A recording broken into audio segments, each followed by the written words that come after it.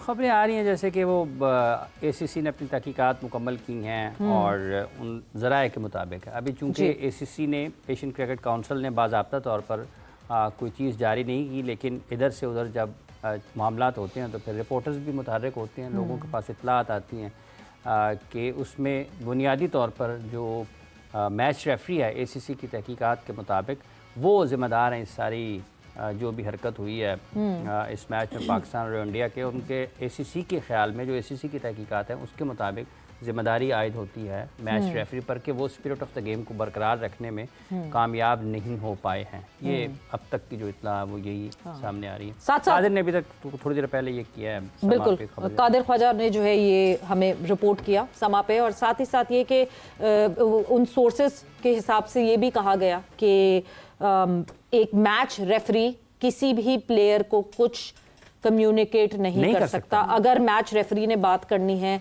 तो वो manager of the team से बात करेंगे। सो ये सारा गोल गोल गोल गोल घूम के अभी सिलसिला उसी तरह चल रहा है। ये ऊंट किस करवट बैठेगा ये तो आने वाले वक्त पे हमें पता चलेगा।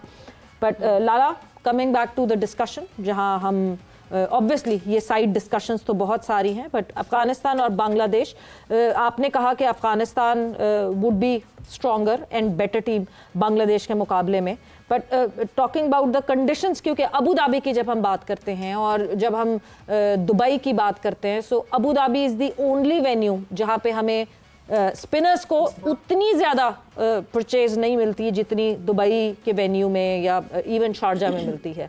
सो मे बी वहाँ कहीं किसी पॉइंट पे आसानी हो सकती है बांग्लादेश को, या नॉट एट ऑल, बिल्कुल आप राइट ऑफ कर देते हैं? देखिए सवेरे जिस तरह मैंने कहा कि मैच अच्छा मैच होने की उम्मीद है, लेकिन अपर हैंड इसलिए दे रहा हूँ क्योंकि जो मैं इस वक्त अफगानिस्तान के अंदर जो मुझे एक कमी महसूस होती थी उनकी बॉलिंग स्ट्रेंथ में होती थी। फास्ट बॉलर्स भी उनके अच्छे हैं। आई डोंट नो वो नवीन को पता नहीं खिला रहे हैं नहीं खिला रहे, या वो लड़का क्यों नहीं खेल रहा, मुझे समझ नहीं आ रहा कि वो फॉर्म के साथ बड़ा अच्छा कॉम्बो है। वो रूल आउट हो गया। अच्छा हाँ जी, उसकी अच्छा रूल आउट, अच्छा ओके ठीक है।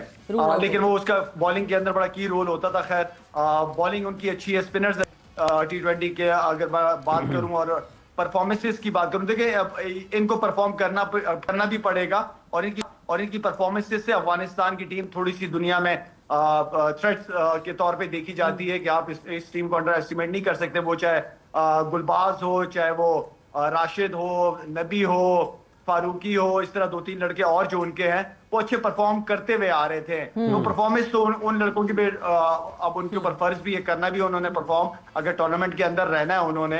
बांग्लादेश का एज सच कॉन्फिडेंस मुझे नहीं आया, नजर नहीं आया। उनका जो मेन एक ही प्लेयर था, एज अ सीनियर भी था शाकिब, वो उसको मैं मिस करता हूँ बांग्लादेश की क्रिकेट में। या तमीम इकबाल जब टीम में हुआ करता था तो वो उनका, उसके बाद से ये 2-3 प्लेयरों के जाने के बाद बांग्लादेश टीम अभी तक संभल नहीं पा रही, नजर नहीं आई मुझे, खासतौर पे इस फॉर्मेट के अंदर। इवन कि उनका अपना BPL बड़ा अच्छा फॉर्मेट है, लेकिन आई डोंट नो अभी तक ये टीम अभी अपने एक शेप में नजर नहीं आ रही उसके बाद। तो शाकिब का रोल बहुत इंपॉर्टेंट था, लेकिन ये है कि यहाँ पे बैटिंग बॉलिंग अगर मैं देखूं तो मैं थोड़ा सा यहाँ पे अफगानिस्तान की टीम को बिल्कुल यही दूंगा। यूसुफ साहब, आप क्यों बांग्लादेश? नवीन उल हक ये है कि रूल आउट हो गए हैं नवीन उल हक एशिया कप से, और अब्दुल्ला अहमद ज़ई जो है वो उनकी रिप्लेसमेंट अनाउंस। यूसुफ साहब, आपके ख्याल में क्यों बांग्लादेश आपको ज़्यादा बेहतर लगती है? बांग्लादेश एक टेस्ट नेशन है और बहुत से टूर्नामेंट खेले हुए हैं। ठीक है। उनके बैट्समैनों की टेक्निक अच्छी है। अफगानिस्तान वाले ज़्यादा हार्ड हिटर हैं। ठीक है। जब तक कि उनको ऐसी विकेट ना मिले कि जो बिल्कुल फ्लैट हो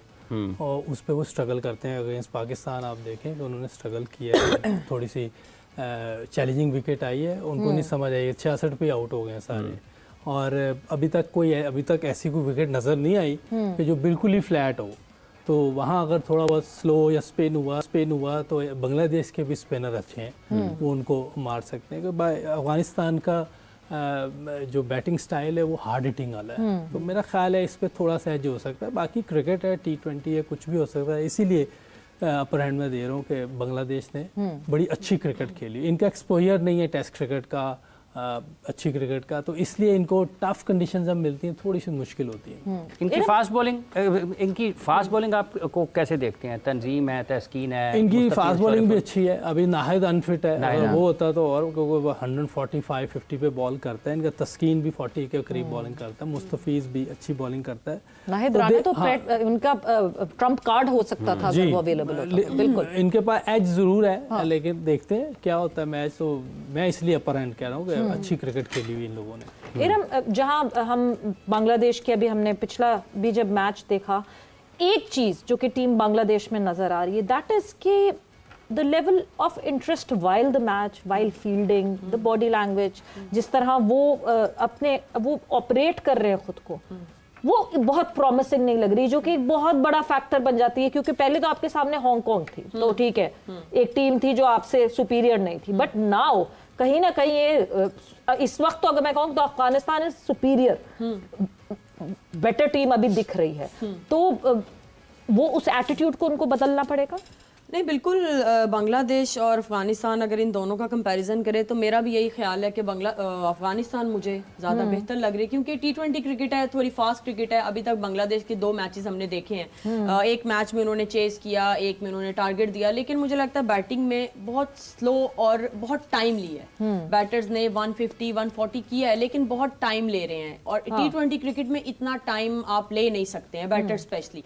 और अफगानिस्तान की जो टीम है वो थोड़ा एग्रेसिव खेलते हैं, उनके बॉलर्स भी हैं, उनका कप्तान जो मेन उनका बॉलर है राशिद खान, तो मुझे लगता है इन विकेट्स पे जो है वो फायदेमंद साबित होगा अपनी टीम के लिए। और बांग्लादेश की एटीट्यूड की अगर आप जहाँ तक बात करें, वही कि T20 के हिसाब से इनकी क्रिकेट जो है वो थोड़ी स्लो साइड पे है, तो वो एटीट्यूड भी मुझे लगता है यहाँ फील्ड के अंदर भी उनका उसी तरह से माहौल रहता है। लेकिन फास्ट बॉलिंग बांग्लादेश की बहुत अच्छी चल रही है, वो हमें क्रेडिट देना होगा कि उनके फास्ट बॉलर्स बहुत अच्छी बॉलिंग कर रहे हैं। लेकिन फिर भी यही कि अफगानिस्तान मुझे लगता है आज का मैच जीत जाएगा। क्रेडिट हमें उमर गुल को भी देना होगा। जब उमर गुल का वो एक स्पैन था ना बांग्लादेश की टीम के साथ, उस वक्त से आपको वो स्पार्क दिखा था बीच में। बिल्कुल देना होगा। उमर भाई हमारे जो एलन डोनाल्ड भी उनके साथ है 2023 के वर्ल्ड कप में।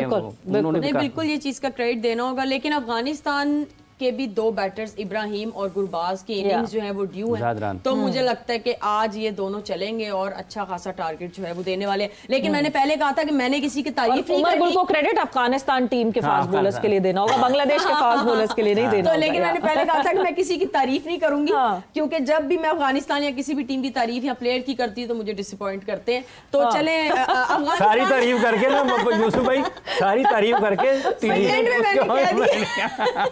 नहीं, अफगानिस्तान अच्छा खेलेगा इंशाल्लाह। अफगानिस्तान अच्छा खेलेगा इंशाल्लाह। आप लोग के कुछ कमेंट्स भी ऐड इन करेंगे साथ साथ के आप लोग जो हैं, आप लोग क्या देखते हैं और क्या होता है। एक ये मुसलसल जो है MD विशाल साहब कहते हैं, लाला ये वही बात जो हम रेगुलरिटी में बार बार कर रहे हैं, उनका भी यही कहना है कि कल आने वाले मैच में जब पाकिस्तान और यूएई एक दूसरे के आमने सामने होंगे